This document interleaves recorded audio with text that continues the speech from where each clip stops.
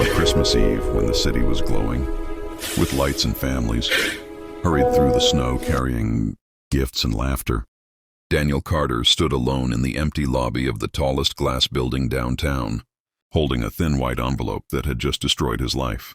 The CEO's signature at the bottom was sharp, confident, careless, terminated, effective immediately.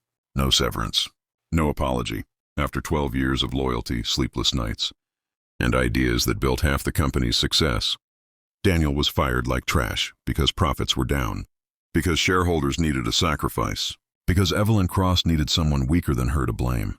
Daniel's phone buzzed in his hand. A message from his wife Lily. Did everything go okay? Emma keeps asking when Daddy's coming home.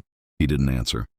He couldn't. He walked out into the freezing night with nothing but the envelope and a knot of dread tightening in his chest. Unaware that this was the last night his family would ever be whole, Daniel arrived home to find the apartment dark and silent, the Christmas tree lights still blinking beside unopened presents. Lily was on the kitchen floor. The ambulance came too late. A sudden brain aneurysm, the doctor said gently, the kind no one can predict. Daniel sat in the hospital hallway with his head in his hands while his 6-year-old daughter, Emma, slept against his chest, her tiny fingers gripping his coat as if letting go would make him disappear too. By morning, Daniel was no longer a husband, no longer an employee, just a broken man holding a child who needed him more than he had ever needed anything in his life. The weeks that followed blurred into grief and panic. Bills stacked up. Rent notices arrived. Daniel sold his watch, his laptop, his wedding ring.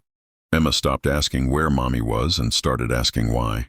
Daddy cried in the shower. On New Year's Day, Daniel swallowed his pride and applied for jobs he was wildly overqualified for, only to be rejected again and again. Quietly, cruelly, the industry had closed its doors to him. Evelyn Cross's influence reached further than Daniel ever imagined.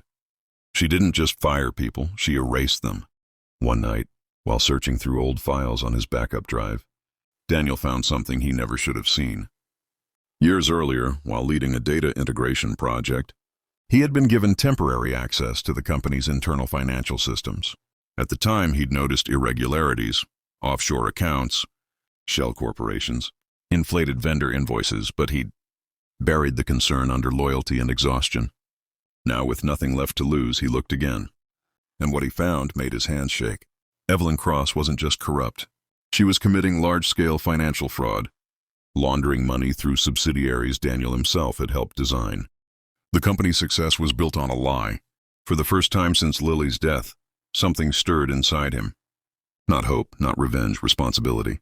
Daniel spent nights studying, learning corporate law, finance, and forensic accounting while Emma slept beside him on a mattress in their living room. He documented everything. He created timelines, backups, redundancies. He reached out anonymously to journalists who never replied. Then, finally, he contacted a quiet investment group known for hostile takeovers and ethical restructuring.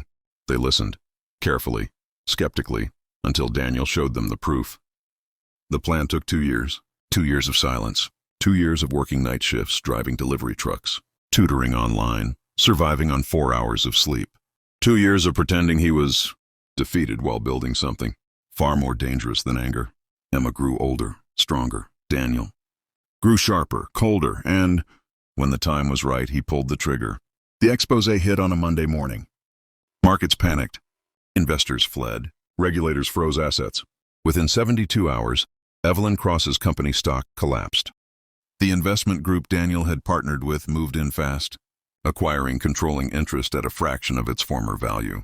Daniel Carter, the man fired on Christmas Eve, was suddenly the majority owner of the empire that destroyed his life. Evelyn didn't recognize him at first when he entered the boardroom. She was too busy screaming at lawyers, blaming assistants, denying reality. But when their eyes met, her voice died in her throat. Daniel didn't smile. He didn't gloat. He simply handed her a folder, the same kind she once handed him, and said quietly, "This time it's real." By the end of the week, Evelyn Cross was in handcuffs. Daniel went home that night and sat beside Emma as she slept. He told her softly that Mommy would be proud. Outside, the city lights shimmered again, just like they had on that terrible Christmas Eve. But this time, Daniel Carter was no longer powerless, and this was only the beginning. The arrest of Evelyn Cross did not bring peace to Daniel Carter. It brought noise. News vans camped outside his building. Reporters dug through his past, labeling him a mysterious investor, a ghost, architect, a wronged employee turned corporate executioner. Daniel ignored it all. Every morning he made Emma breakfast. Every night he read her a story. And every spare moment, he prepared for what he knew was coming next. Because power never falls quietly.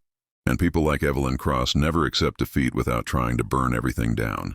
From her holding cell, Evelyn hired the most expensive legal team money could buy. They attacked Daniel's credibility, questioned the legality of the takeover, accused him of manipulation, insider trading, even emotional instability. They painted him as a grieving widower who had snapped. Daniel expected it. He welcomed it. Because unlike Evelyn, he had built his case on truth, not intimidation. Every document was time-stamped. Every account traced. Every move she made now only exposed her further. The board of directors, once terrified of Evelyn, now sat in silence as Daniel took the CEO's seat for the first time. He didn't raise his voice. He didn't threaten. He simply spoke facts. Profits had been fabricated. Employees exploited. Laws broken. This company will survive, he said calmly, but not the way it was. He cut executive bonuses, restored pensions, rehired workers who had been wrongfully fired, including people Evelyn had destroyed just like him. Loyalty returned faster than he imagined. Fear was replaced with respect. At home, Emma watched him closely. Children always know when something changes. One evening, as they sat on the floor building a puzzle, she looked up and asked, "Daddy, are we safe now?" The question broke him. Daniel pulled her into his arms and promised her something he could finally keep. "Yes, we are." The trial began in autumn, nearly 3 years after the Christmas Eve that shattered his life. Evelyn Cross entered the courtroom wearing the same icy confidence she always had. But it was cracked now, leaking desperation through every controlled breath. Daniel sat across the aisle, holding a photograph of Lily in his pocket, not for revenge, but for grounding. This wasn't about hate anymore. It was about truth.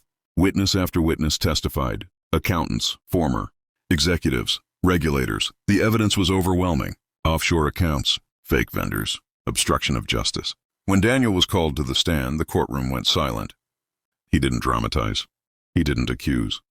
He told his story plainly. How he was fired. How his wife died hours later. How the system had crushed him without mercy. He spoke about choosing not to destroy the company, but to save it from the person who had poisoned it. By the time he stepped down, even the defense avoided his eyes. The verdict took less than 3 hours. Guilty on all counts. Evelyn Cross collapsed into her chair as the sentence was read. 22 years in federal prison. No appeals, no deals. The woman who once ruled the city's skyline was led away in chains, forgotten by the same power she had worshipped her entire life. Winter came again. Christmas lights returned to the streets. This time, Daniel stood outside a modest house he had bought. Not a mansion, not a symbol, just a home. Inside, Emma laughed as she decorated the tree. Daniel placed a single ornament shaped like a star at the top. Lily's favorite. Later that night, as snow fell softly outside, Daniel spoke directly to the camera of his company's internal channel, a message that would later spread far beyond it.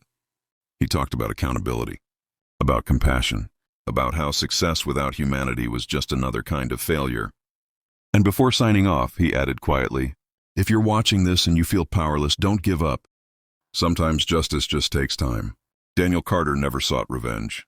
He sought fairness. And in doing so, he became something far more powerful than the woman who destroyed his life. He became a man his daughter could be proud of,